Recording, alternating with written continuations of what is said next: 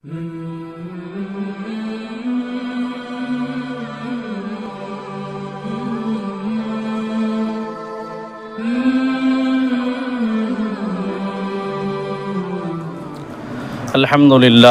nahmaduhu wa nasalli ala rasulihil kareem, amma ba'd. Faqad qala Allahu ta'ala fi sha'ni habibihi mukhbiran wa amira wa ta'ziman wa takrima. Inna Allaha wa malaikatahu yusalluna ala an-nabi ya ayyuhalladhina amanu sallu alayhi wa sallimu taslima. Allahumma salli ala sayyidina Muhammadin wa ala ali sayyidina Muhammadin wa barik wa sallim alayhi.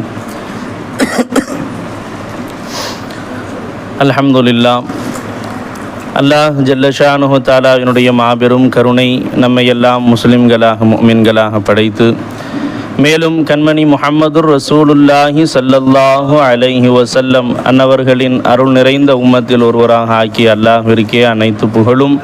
அல்ஹம்துலில்லாஹ் அல்ஹம்துலில்லாஹ் அல்ஹம்துலில்லாஹ். சர்க்கார் நாயகன் சொல்லுவாங்க, எந்த ஒரு நிஅமத்தை நாம் பெரிதாக எண்ணுகிறோமோ அதை பற்றி நாம் நன்றி செலுத்தும் பொழுது எந்த அளவிற்கு பெரிதாக எண்ணுகிறோம் என்பதை அந்த நன்றியின் மூலமாக நாம் தெரிந்து கொள்ளலாம் என்பதாக சொல்லுவாங்க. இப்போ பெருமானாருடைய உம்மத்திலே நம்மை அல்லாஹ் பிறக்க வைத்தது எவ்வளவு பெரிய நிஅமத்து. அதை சொல்லும் பொழுது நம்மிடத்திலே வந்த ஷுக்ரினுடைய சப்தத்தை பார்த்தால் மிகவும் குறைவாக இருக்கிறது. முஹம்மது நபி ஸல்லல்லாஹு அலைஹி வஸல்லம் அவர்களுடைய உம்மத்திலே நம்மை பிறக்க வைத்து அல்லாஹ்விற்கே அனைத்து புகழும். அல்ஹம்துலில்லாஹ் அல்ஹம்துலில்லாஹ் அல்ஹம்துலில்லாஹ். உம்மத்தே முஹம்மதியாவில் பிறந்ததை ஒரு பாக்கியமாகவே எண்ணாமல் ஏராளமான மக்கள் இந்த உலகத்திலே உலா வந்து கொண்டிருக்க, நம்மையெல்லாம் உம்மத்தே முஹம்மதியாவில் வந்ததை பெருமிதமாக நம்மை எடுத்துக்கொள்ளும்படி, அதை பெரும் பாக்கியமாக நாம் விளங்குவதற்கு முக்கிய காரணமாக அமைந்த நமது காமிலான ஷேக் நாயகம் அவர்களுடைய புனிதமிக்க தொடர்பை நமக்கு பிச்சையாக கொடுத்த அல்லாஹ்விற்கே அனைத்து புகழும். அல்ஹம்துலில்லாஹ் அல்ஹம்துலில்லாஹ் அல்ஹம்துலில்லாஹ். நாம் வாழும் காலமெல்லாம் நமது ஷேக் நாயகம் அவர்களுக்கும் அவருடைய காந்தானுக்கும் உண்மை குலாம்களாக இருப்பதற்கு அல்லாஹ் அருள் புரிவானாக. நமக்கு இந்த திரு கலிமாவை நமக்கு போதித்து அதை நமது வாழ்க்கையாக ஆக்குவதற்கு பாடுபட்டு கொண்டிருக்கக்கூடிய நமது ஷேக் நாயகம் அவர்களுக்கும் அவர்களுடைய காந்தானுக்கும் அல்லாஹு தாலா உயர்ந்த அந்தஸ்தை அல்லாஹ் தருவானாக. அவர்களுக்கு பரிபூர்ண ஆஃபிய சலாமத்தையும் சபா சிஃபாத்துகளுடனே நீண்ட காலம் தன் உஜூதிலி அல்லாஹு தாலா அவர்களை அல்லாஹ் காட்டி கொண்டிருப்பானாக. ஆமீன் யா ரப்பல் ஆலமீன். லா இலாஹ இல்லல்லாஹ். இப்பொழுது அல்லாஹ் ஜல்ல ஷானுஹு தஆலா முருக்குடைய சூரத்தில் வந்து நமக்கு தேவையை பூர்த்தி செஞ்சான். யார் யாரெல்லாம் அந்த முறுக்கிலே ஹக்கை பார்த்தவர்கள் கை தூக்குங்க. அல்ஹம்துலில்லாஹ், மாஷா அல்லாஹ், பாரக்கல்லாஹ். அந்த முறுக்கை எடுத்தவுடனே, யா அல்லாஹ் இந்த முறுக்கில் நீ தான் காட்சி அளிக்கிற ரப்பே, யா அல்லாஹ் இந்த முறுக்கை எடுப்பதற்கு என் கையிலே குவத்தை கொடுத்தவன் நீதான் என்று பார்த்தவர்கள் எல்லாம் யார் கை தூக்குங்க. குறையுது. சரி, அல்ஹம்துலில்லாஹ்.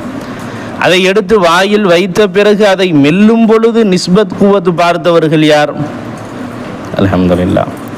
ஒவ்வொரு முறை மெல்லும் பொழுதும் நிஸ்பத்து குவத்து பார்த்தவர்கள் யார்?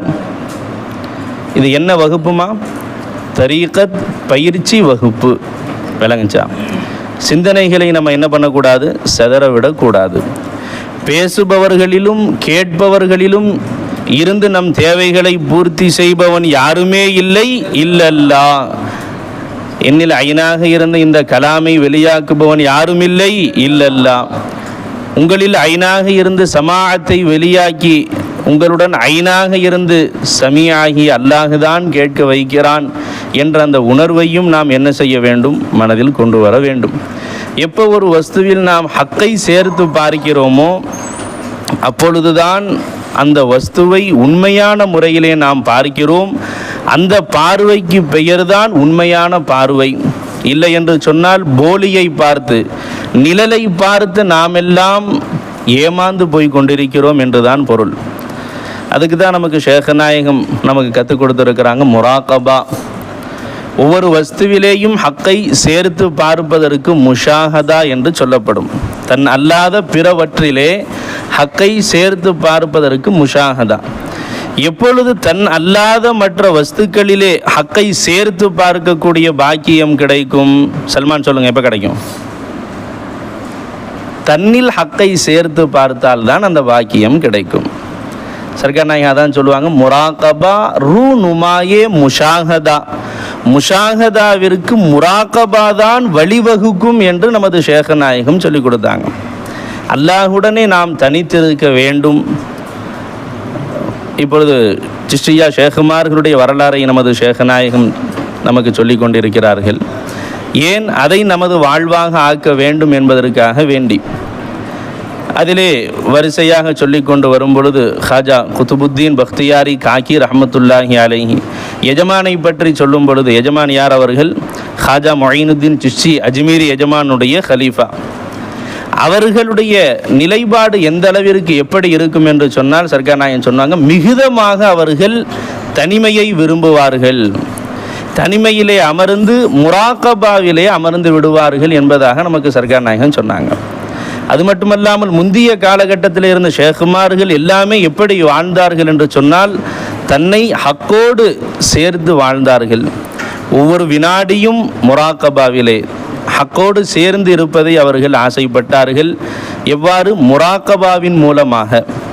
அதற்காக வேண்டி நாம் காடு கரைகளுக்கு சென்று எஜமா முஹையுத்தீன் அப்துல் காதிர் ஜீலானி எஜமான் அவர்களுடைய இளம் வயதிலேயே காட்டிற்கு சென்று சுமார் 20-25 வருடங்கள் அங்கேயே இருந்து முராகபாவிலே இருந்து முஷாஹதாவிலே இருந்து தனது வாழ்நாளை அவர்கள் கழித்ததை போன்று நாம் அவ்வாறு செய்ய வேண்டிய அவசியம் அல்ல. நம்மை ஷேகுமார்கள் எப்படி ஆக்கிட்டாங்க? முராகபா செய்யணும். அந்த முராகபா இங்கேயே முஷாஹதா, முராகபையே நசரி அப்படின்னு சர்க்கார் நாயகம் சொல்லுவாங்க. நமது நசரிலே முராகபாவை கொண்டு வர வேண்டும். யார் அந்த தோற்றத்திலே காட்சி அளிக்கக்கூடியவன் என்பதை பார்க்கிறார்களோ அவர்கள்தான் ஆரிஃப் என்பதாக சர்க்கார் சொன்னாங்க. ஆரிஃப் என்று சொன்னால் என்னமா? அறிந்தவன். ஆரிஃப் பில்லாண்டா என்ன அர்த்தம்? அல்லாஹுவை அறிந்தவர்கள் அர்த்தம். அல்லாண்டா யாரு? மாற்றார்களிடத்துல கேட்டாலும் கூட சொல்லுவாங்க, அல்லாஹ் என்பவன் முஸ்லிம்களுடைய இறைவனாக இருக்கிறான், முஸ்லிம்களுடைய இறைவனாக இருக்கிறான் அவர்களும் சொல்றாங்க. அப்ப இதை வைத்து பார்க்கும் பொழுது அவர்களும் ஆரிஃபு தான். ஆனால் ஆரிஃப் பில்லா என்று ஷேகுமார்களுக்கு நாம் உயர்ந்த அந்தஸ்தை நாம் கொடுக்கிறோமே, அவர்களை நாம் கொண்டாடுகிறோமே, காரணம் என்ன தெரியுமா? அவர்கள் ஹல்கிலும் மஹ்லூக்கிலும் ஹக்கை சேர்த்து பார்க்கிறார்கள் என்பதின் காரணமாக. எந்த வஸ்து நமது கண்களுக்கு முன்னால் வந்தாலும் அந்த வஸ்துவில் ஹக்கை யார் பார்க்கிறார்களோ அவர்கள்தான் ஆரிஃப் என்பதாக நமக்கு ஷேக் நாயகம் சொல்லி காமிச்சாங்க. ஜஹாம்பி பஸ்முமே பைட்டே துமாரே பேஷே நசரு பைட்டே. எத்தனையோ பெரும் பெரும் மகான்கள் எல்லாம் வாழும் காலமெல்லாம் காலை நீட்டினது கிடையாது, வாழும் காலமெல்லாம் காலை நீட்டியதே கிடையாது. ஏன்? ஐனமா துவல்லு ஃபஸம்ம வஜ்ஹுல்லா, எங்கு திரும்பினாலும் அந்த அல்லாஹ் ஜல்லஷானுஹு தஆலாவினுடைய திருமுகம்தான், அவனுடைய உஜூதுல்லா தான் காட்சி அளிக்கிறது என்று சொல்லும் பொழுது எவ்வாறு நான் அவன் முன்பாக காலை நீட்டுவேன்? உஸ்தாத் வந்தாங்க, கால் வலிக்குது, கால் நீட்டி அமர்ந்திருக்கிறோம்.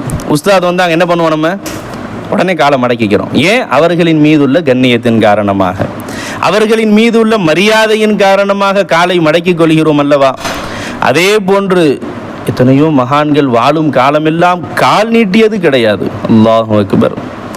அதே குதுபுத்தீன் பக்தியாரி காக்கி எஜமானை பற்றி சர்க்கார் நாயகம் சொன்னாங்க, சுமார் 20 வருடங்களாக பாய் விரித்து படுத்ததே கிடையாது. முழுக்க முழுக்க முராகபா. நாம் உணவு உண்ண உறங்க இவ்வாறு தான் நமது வாழ்நாள்கள் கழிந்து கொண்டிருக்கிறது.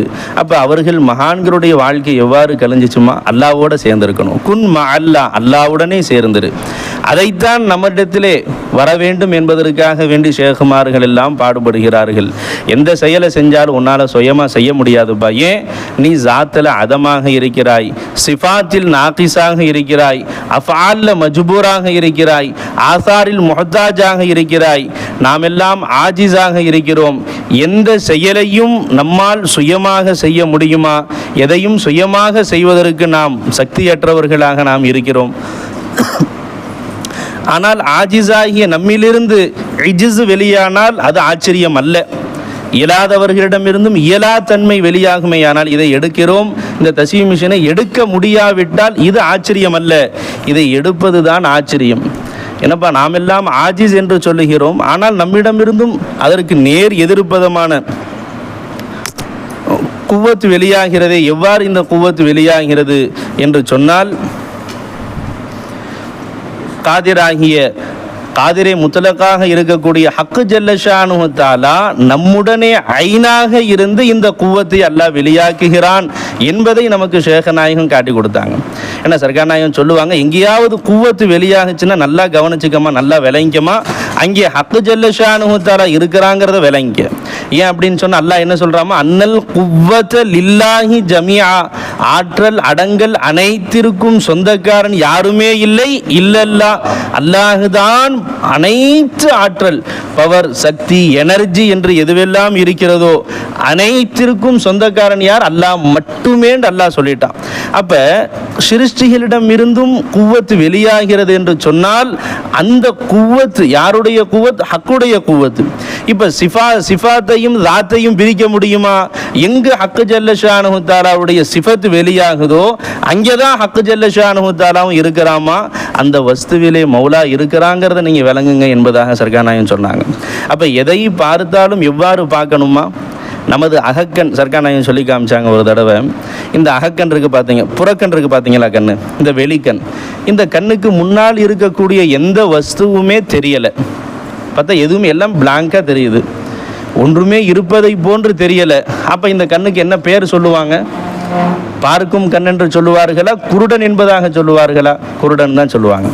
அப்ப இந்த புறக்கண்ணுக்கு வஸ்துக்கள் மஹ்லூக்கு தெரியவில்லை என்று சொன்னால் எவ்வாறு இந்த புறக்கண் குருடனாக மனிதன் ஆகிவிடுகிறானோ அதே போன்று இந்த அகக்கண்ணுக்கு ஹாலிகாகிய ஹக்கு ஜல்ல ஷானுஹு தஆலா தெரியவில்லை என்று சொன்னால் அவன் அகக்கண் குருடன் என்பதாக நமக்கு ஷேக் நாயகம் சொல்லி காமிச்சாங்க.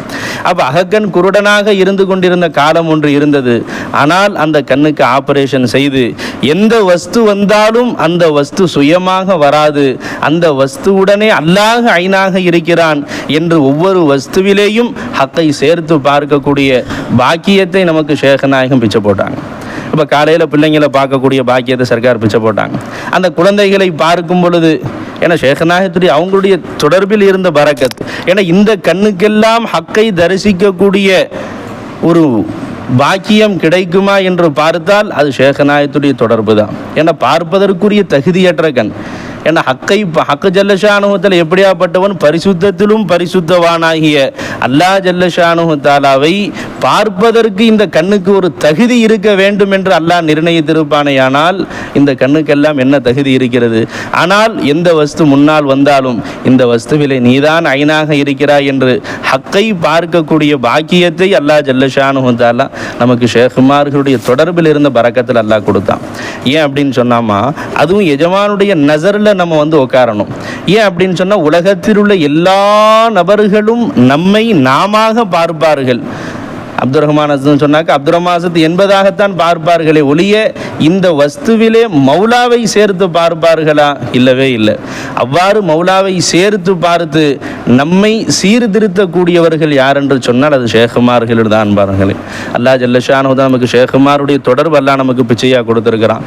எஜமானுடைய நசரே முபாரக்கில் அமரக்கூடிய பாக்கியத்தை அல்லாஹ் நமக்கு பிச்சையாக கொடுத்துருக்கிறான். இந்த பாக்கியத்தை பொன்னாக கருதி இதை பயன்படுத்தி கொள்ளக்கூடிய பாக்கியத்தை எல்லாம் நமக்கு தந்தல் புரிவானாக. நமது ஷேக் நாயகம் அவர்களுக்கும் அவருடைய காந்தான் அனைவர்களுக்கும் அல்லாஹு தஆலா ஆஃபிய சலாமத்துடனே சபா சிஃபாத்துகளுடனே நீண்ட காலம் அல்லாஹு தஆலா தன் வஜூதிலே காட்டிக் கொண்டிருப்பானாக. நாம் வாழும் காலமெல்லாம் இம்மையிலும் மறுமையிலும் சுவனத்திலும் நமது எஜமானுடைய உண்மை காதலர்களாக அவர்களுடைய புனிதமிக்க நசரே முபாரக்கில் இருக்கக்கூடிய பாக்கியத்தை எல்லாம் நம் அனைவருக்கும் தந்தல் புரிவானாக.